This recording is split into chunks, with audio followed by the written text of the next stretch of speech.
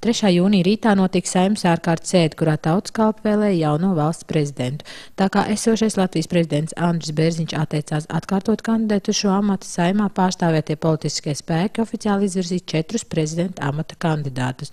Mārtiņu Bondaru virzīja Latvijas reģiona apvienības, Sergeju Dolgopolovu virzīja Saskaņas centrs, Egilu Levitu Nacionālā apvienība un aizsardzības ministru Raimondu Vējoni prezidenta amatam virzīja Zaļo un Zemnieku savienību. Vēlēt jauno valsts galvu varēja 99 no 100 Saeimā ievēlētajiem deputātiem, jo Latvijas reģiona apvienības deputātam Dainim Liepiņam balsošana bija liekta ierosinātās tiesvedības dēļ. Valsts prezidenta ievēlēšanai ir nepieciešama 51 Saeimas deputāta balss un valsts prezidenta vēle aizklātā balsojumā.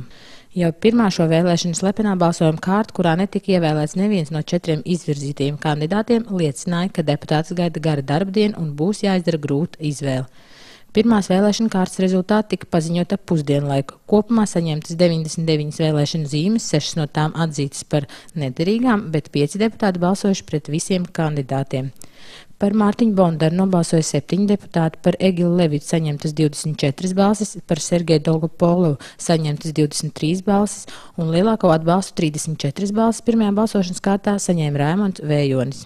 Otrajā balsošanas kārtā situācija praktiski nebija mainījusies.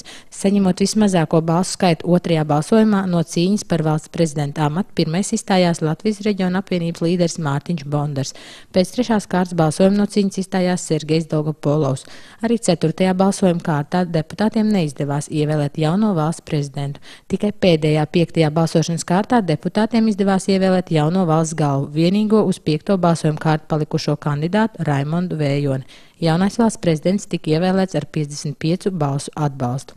Pašreizējā prezidenta Andra Bērziņa pilnvaras beigsies šā gada 7. jūlijā. Vējonis būs 5. valsts prezidents kopš Latvijas valsts neatkarības atjaunošanas un 9. kopš Latvijas valsts dibināšanas.